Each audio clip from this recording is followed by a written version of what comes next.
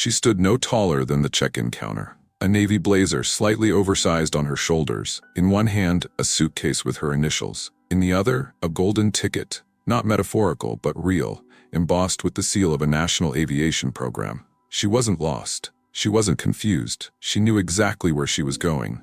A voice called for boarding. First-class passengers were invited to the gate. She stepped forward.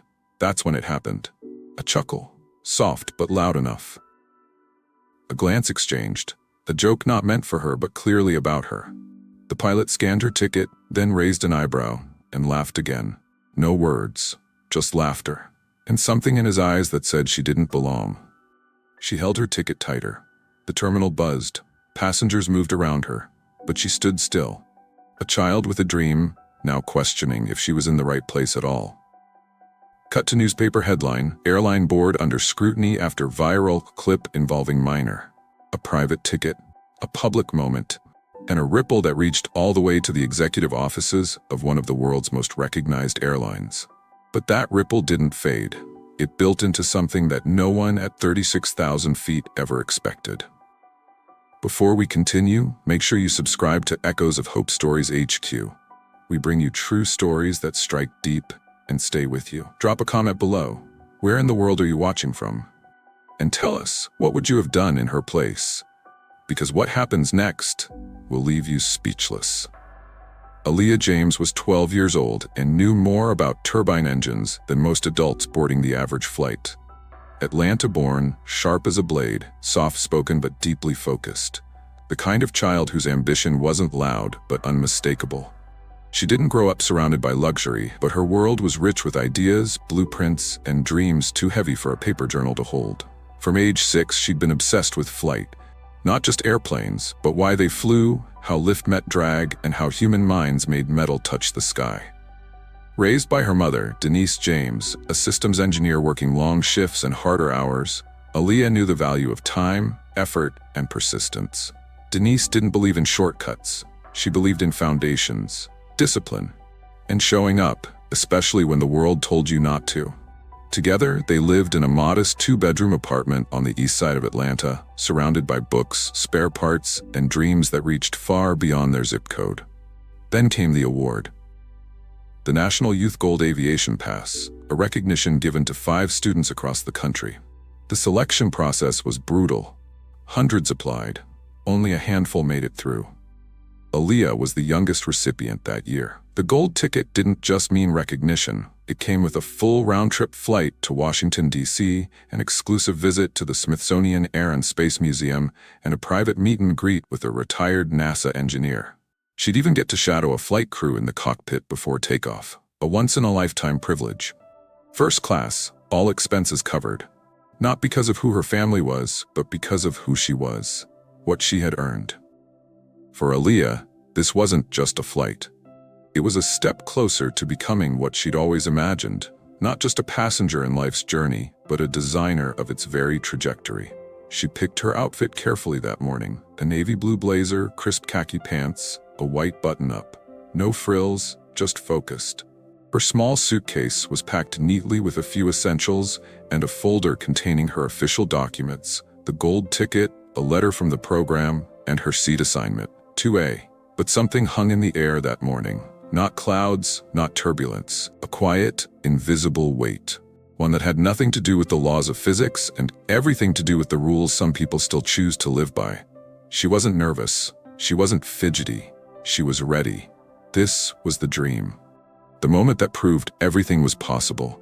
Until one laugh, one smirk, cracked that moment open. Not because she'd done anything wrong, but because she looked like someone who, in their eyes, shouldn't have been there. And from that moment on, everything began to shift. It was just after 8 a.m. when boarding began for Flight 262 to Washington, D.C.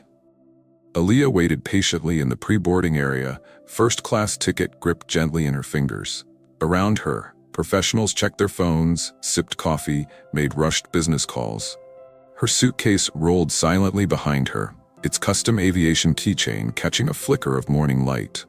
Her name was called over the speaker. First-class passengers to board. She stepped forward. The gate agent offered a polite smile and scanned her ticket without issue. Then came the final stop before the jet bridge. The open cockpit door, where Captain Rick Halverson stood chatting with his co-pilot. He looked to be in his early 50s, tall, broad-shouldered, with that weathered smugness some mistake for confidence. Aaliyah paused, as she'd been instructed by the Youth Aviation Program, to introduce herself to the flight crew. She held out her gold ticket. "I'm Aaliyah James. I'm here for the Gold Youth Aviation Flight Experience. I'm in 2A. The captain looked down at the ticket, then up at her, and laughed. It wasn't a belly laugh. It wasn't friendly. It was short, dry, the kind that hangs in the air like a cough no one acknowledges. He nudged his co-pilot. "Is this some kind of joke?" His voice wasn't loud, but loud enough. Aaliyah blinked. Her face didn't fall immediately. At first, she didn't even understand. She thought he hadn't heard her. She repeated, softly, "I'm part of the national program. I was told I could come say hi to the crew." He didn't meet her eyes, just waved her off, chuckling to himself. "Yeah, all right, go ahead," he said. "Enjoy first class, kid." There was no warmth, no encouragement, just dismissal. One of the flight attendants, Marissa, glanced over. She didn't say anything, but her eyes narrowed slightly. Something about the exchange clearly didn't sit right with her. Aaliyah stepped onto the jet bridge, her heart pounding now, not from excitement, but something colder. She wasn't sure what had just happened, but she knew it hadn't felt good. Inside the aircraft, she found her seat near the front, 2A, window side. A couple seated across from her gave her a brief glance. The woman did a visible double take, then leaned toward her husband, whispering behind her hand. Another passenger, a middle-aged man in a navy suit, caught Aaliyah's eye and offered a subtle nod. Nothing said aloud, but something in the gesture felt like solidarity. She didn't know why. She placed her bag beneath the seat and sat upright, pressing her badge to her chest. As the rest of the passengers boarded, it became clear the awkwardness hadn't ended. A flight attendant skipped over her seat during the drink service. When she politely asked for a juice, she was met with a blank stare and a curt, "After takeoff." Across the aisle, drinks were being served with smiles. "She said she's some kind of scholarship winner," he muttered. "Thought she was being flown in to meet astronauts or something." Another crew member shrugged. "You never know these days." He laughed again, this time louder. Back in her seat, Aaliyah tried to focus on the book in her lap, but the pages blurred. She wasn't sure what she had done wrong, or why people were acting like her presence required explanation. No response yet. Denise was probably still in a morning meeting. She tried not to look around too much, not to seem out of place, not to be out of place. But something had shifted. She wasn't just a girl flying to chase her dream anymore. She was now the girl in the wrong seat, at least in some people's eyes. The announcements began. Seatbelts clicked. The plane taxied toward the runway. Out the window, the morning sun stretched over the tarmac. She looked at the clouds, wondering what her grandfather would say. He used to tell her, "Some people won't see the wings on your back, but don't you ever forget they're there." She hadn't. Not until this morning. And yet, somehow, this flight, the one meant to lift her dreams, had already taken a turn no one had warned her about. Not because of turbulence, but because someone decided she didn't look like she belonged where her hard work had taken her. Sometimes, cruelty doesn't shout, it whispers. It shows up in the tight-lipped smiles that don't quite reach the eyes, in the overcompensating tones that feel more mocking than polite, in the absence of what's deserved, not taken by mistake, but withheld on purpose. For the next 2 hours, Aaliyah sat quietly while her presence was treated like a disruption. Not long after takeoff, the cabin crew began serving meals. The adult next to her, a man in his late 40s, received his tray without hesitation, a bottle of water, warm rolls, and the pre-selected entree. Aaliyah waited. She had filled out her meal preference as instructed by the program. But the cart passed her row without stopping. Not once, not even a glance. She waited a few more minutes, then timidly pressed the call button. A flight attendant approached, eyebrows raised. "I think my meal was missed," Aaliyah said softly. The attendant blinked, then glanced at the manifest. Her voice tightened. "You didn't order anything, sweetie, but I'll check with the back, okay?" She didn't come back. 10 minutes passed, then 20. Another attendant walked by. "Everything okay, honey?" she asked, without stopping. The way she said honey didn't feel caring, it felt condescending.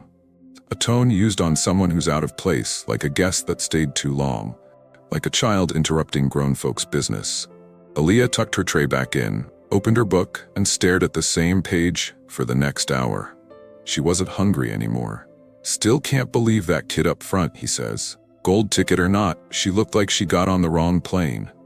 A chuckle. Another voice, lower. "Maybe she's someone's charity case." The laughter didn't last long, but Aaliyah heard it. She couldn't make out every word, but she caught enough. "Still can't believe that kid up front," it echoed in her chest. She looked around. No one seemed to notice. Or maybe they did, and just chose not to care. "Mom, this is getting weird. They skipped my food. Crew is being fake nice. Pilot said something about me." "Denise, stay calm. I'll handle it. Don't let them shake you." Aaliyah locked her phone and put it away. Her mom always told her, "They can't take what's in your head. Let your mind be your power." But even a powerful mind can get tired of being disrespected in silence. She turned toward the window. Outside, the clouds stretched endlessly, smooth, white, and indifferent. The hum of the engine buzzed beneath the quiet murmur of conversations. Glasses clinked. Someone laughed 2 rows behind her. Someone else asked for champagne. And there she sat, a child with top honors, in a seat she'd earned, being treated like she'd wandered in without permission. She wasn't scared. Not exactly. But the warmth she felt when she first boarded, the pride, the joy, had been chipped away bit by bit. Not by any single event, but by the accumulation of microaggressions, the passive sneers, the forced politeness, the assumption that her presence must have come from pity instead of potential. One of the attendants finally returned with a tray. "Here you go, sweetie. Found this in the back." The meal was cold. The bun dry, no apology. Aaliyah whispered a thank you, not because she meant it, but because her mother taught her that grace isn't about who deserves it. It's about who you are when no one expects you to rise above. The rest of the flight passed like that. Not in drama, but in discomfort. A slow drip of humiliation, in a place where she was meant to soar, and not a single adult had stepped in. No one had asked if she was okay. No one questioned why a child in first class had been treated like an inconvenience. But Aaliyah didn't cry, she didn't complain. She observed, she remembered, and she would carry it with her, not as a weight, but as fuel. Because something in her already knew, this wasn't the end of the story. Not even close. Denise James wasn't just an engineer. She came from aviation royalty. She didn't wear it like a badge, she didn't need to. Her work spoke loudly and her silence even louder. But what most people didn't know, especially not the pilot chuckling to himself up front, was that Aaliyah wasn't just some gifted kid with a lucky break. She was the granddaughter of Harold James, one of the most respected names in the aerospace industry. Harold was one of the co-founders of James Aerotech, a company that helped modernize fuel efficiency systems for commercial jets in the early 2000s, a company that now sat on multiple advisory boards, including the one for the very airline Aaliyah had flown with. The Gold Youth Aviation Pass? That wasn't a publicity stunt. It was a strategic partnership between James Aerotech and 2 major airlines to nurture young talent from underrepresented backgrounds. Harold personally pushed for it, and Denise ensured her daughter earned it, not through her last name, but through her scores, her application, and her interviews. Aaliyah had worked hard for that seat in 2A. But she wasn't treated like a high-achieving youth ambassador. She was treated like a mistake. And when Denise received her daughter's text mid-meeting, "They're mocking me," the pilot laughed, "Something's off." She didn't panic. She didn't call customer service or demand answers from a gate agent.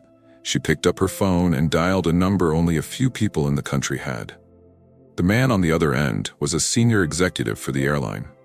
Someone she'd sat across from in strategy meetings. Someone who had shaken her hand and praised her father's contributions to the industry more times than she could count. "Your pilot," she said, "interacted with my daughter this morning. I'm not calling to complain, I'm calling to clarify." She explained briefly and clearly what had happened, that Aaliyah was on board as part of their joint youth initiative. That the program wasn't just co-sponsored, it was co-developed by her father and the airline's leadership. She didn't demand an apology. She didn't ask for heads to roll. She simply laid out the truth piece by piece, letting each fact fall exactly where it belonged. The silence that followed her final sentence said more than any outburst ever could. She was laughed at, dismissed, and degraded, in front of your crew, your passengers, and your brand. And she's not just my daughter, she's your partner's granddaughter. The line went quiet for a moment, then the man cleared his throat. "We'll handle it," he said, immediately. That was all she needed to hear. Back at headquarters, an internal alert had already been triggered. Senior HR personnel were notified. Flight operations pulled the manifest. The pilot's name lit up on internal reports with a yellow flag. Several staff members were looped into a private Slack thread. Then came the headline. They tried to contain it.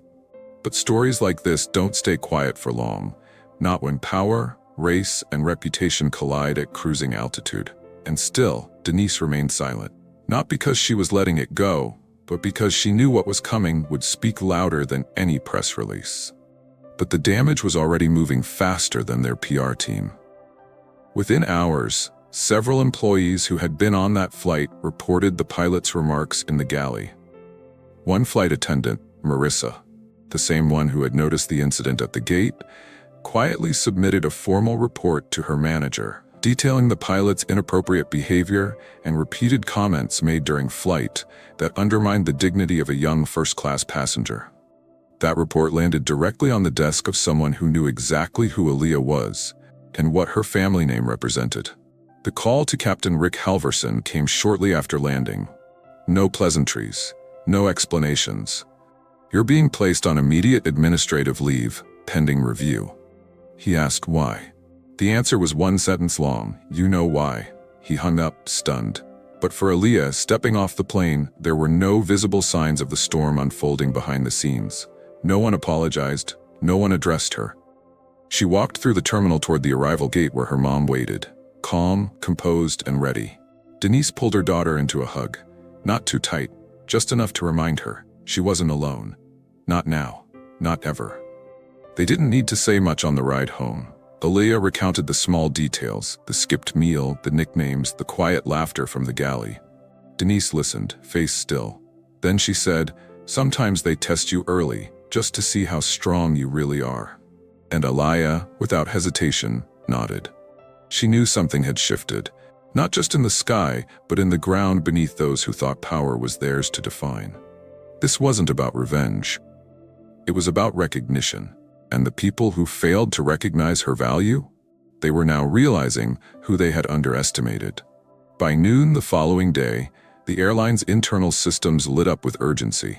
A formal internal review had already been launched, initiated directly by one of the board members, a name that carried serious weight. Not just because of legacy, but because of ownership. The James family wasn't just respected in aviation circles, they were invested in the very foundation of the airline's growth and outreach programs. The facts weren't in dispute. The gold ticket had been verified, the seating assignment was valid. The Gold Youth Aviation Initiative was co-sponsored by the airline itself. And the pilot?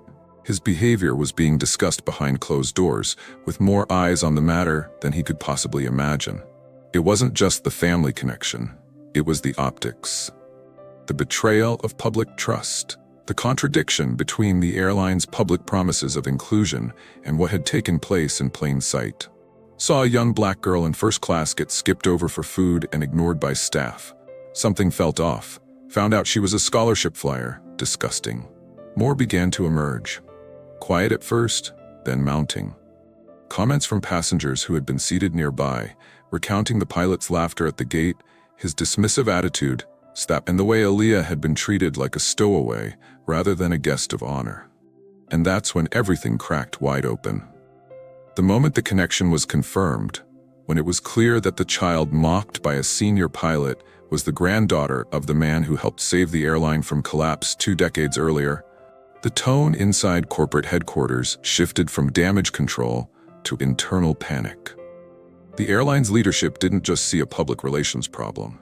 They saw betrayal of partnership, of principle, of decades-long trust. Captain Rick Halverson, the man with over 25 years of flight experience, was summoned for an emergency call with human resources. No soft landing, no polite exit. Just a clear directive. You're being suspended, effective immediately. Full investigation pending. He pushed back. For what? A misunderstanding? The response was blunt.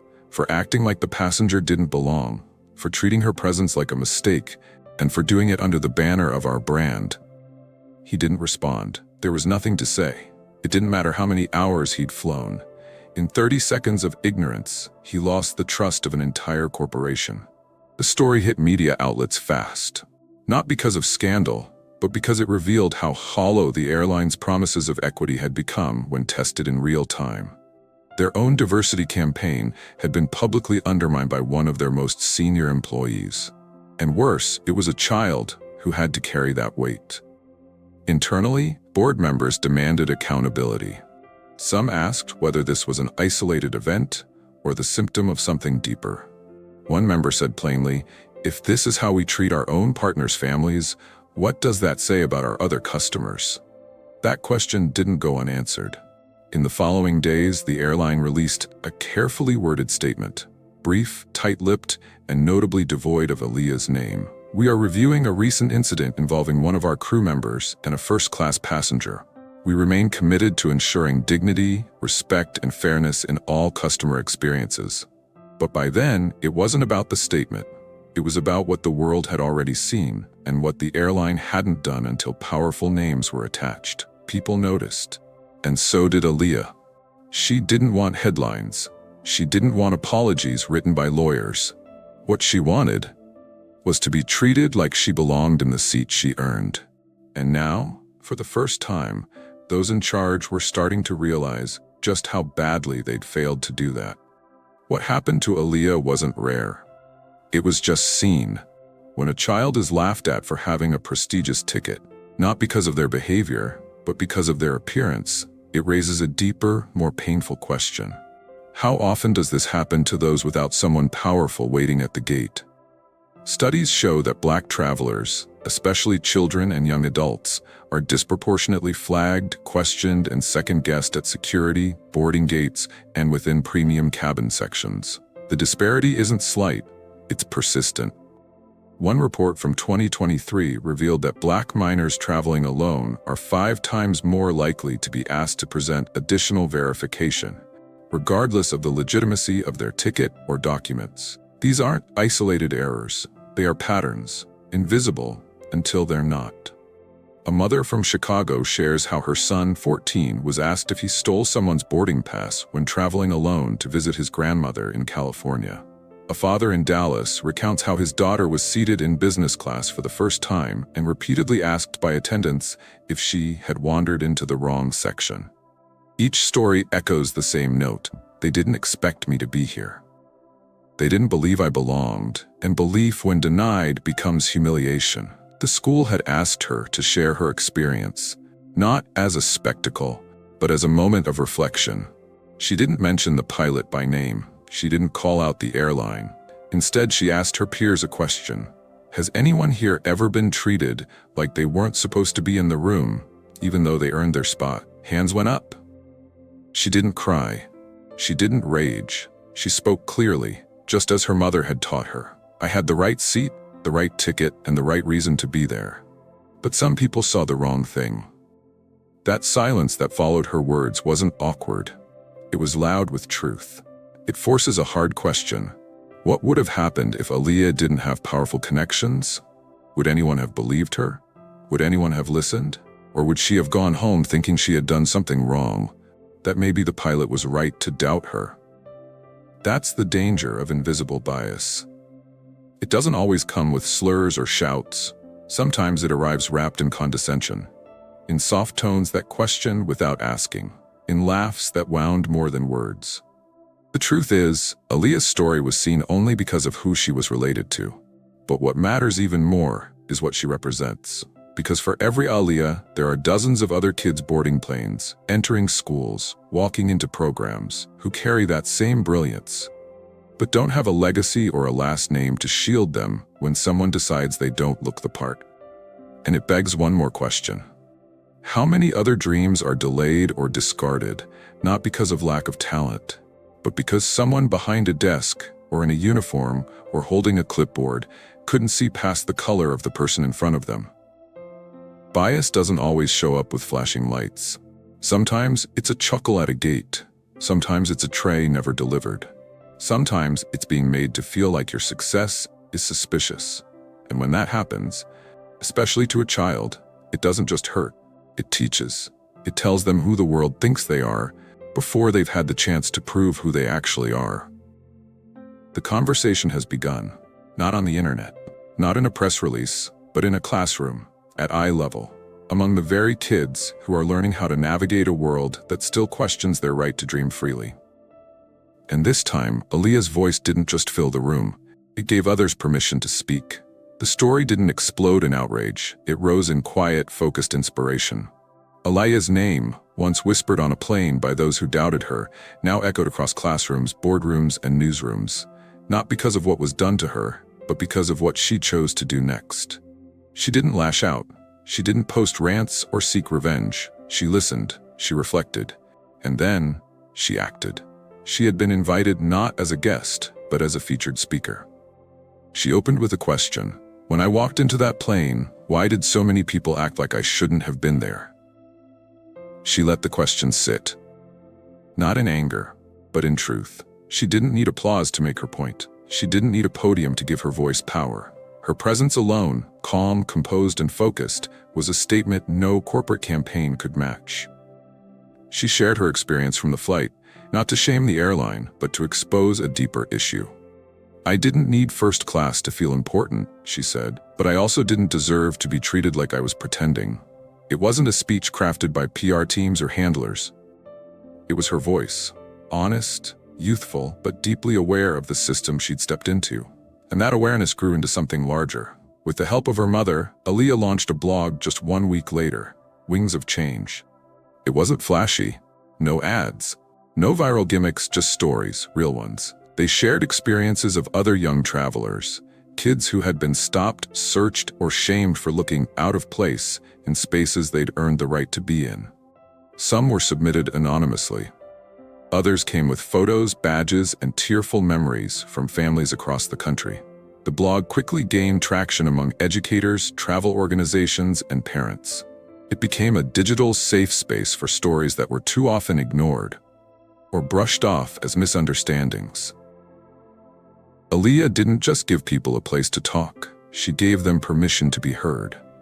She was invited to sit on a youth panel for one of the country's largest aerospace conventions, not because she was a viral name, but because she was building something of her own, a movement rooted in lived experience, backed by intellect, and carried with grace. And through it all, she stayed grounded. She kept studying, kept building her models, kept dreaming. But her dream was no longer just about flying planes. It was about changing the altitude of how people like her were seen before they ever boarded. The same girl who had been laughed at by a pilot was now educating the industry he thought he represented. This wasn't a revenge arc. This was clarity. This was a transformation. This was a reminder that when a child is disrespected publicly, their response doesn't have to be loud to be revolutionary. She didn't become bitter. She became bigger than the moment, bigger than the insult, bigger than the assumptions, bigger than the systems built to minimize voices like hers. And the world began to notice, not with grand gestures, but with small, meaningful shifts. More airlines requested unconscious bias training. A handful of aviation programs restructured how they communicate with scholarship recipients and families of color. And young travelers began sharing photos of themselves on planes, using the hashtag #SeatEarned, inspired by Aaliyah's journey. It wasn't a trend, it was an awakening. And it had started in Seat 2A, with a girl holding a ticket, a badge, and a dream no one could take from her. My daughter cried watching this. She's 11. This hit home. I've been that kid. Different city, same feeling. They did this to my little cousin last summer. She still talks about it. This wasn't just Aaliyah's story. It was the story of every kid who's ever stepped into a space they rightfully earned, only to be questioned, mocked, or ignored. Of every child who was taught the value of hard work, then told with a glance that it still wasn't enough. And yet the response proved something powerful, that the truth, even when painful, can make people listen. You made me want to fly. I didn't think I could. Now I want to be like you. From New Jersey to Sacramento, from Birmingham to Tulsa, messages poured in. Kids who looked like Aaliyah, some younger, some older, writing to say they now saw themselves differently. Some signed their names. Others wrote anonymously, too scared to attach their truth, but desperate to be heard. And then there were the parents. Dozens, hundreds. Emails and DMs saying, "Thank you." Not for exposing a scandal, but for telling a story they'd kept quiet about for too long. Stories of daughters pulled aside during TSA checks at random every time. Sons followed through terminals for no clear reason. Families whispered about when seated in business class. Scholarship students treated like guests at a table meant for someone else. This wasn't an exception. It was a reflection. Something had shifted. Suddenly, dreams that once seemed far away, becoming a pilot, designing aircraft, building space tech, felt real again. Not because racism had disappeared, but because someone had shown them that it didn't have the final word. This wasn't just a story about a child being laughed at. It was a story about what happens when a child doesn't shrink. When she grows, louder, prouder, and more visible than ever before.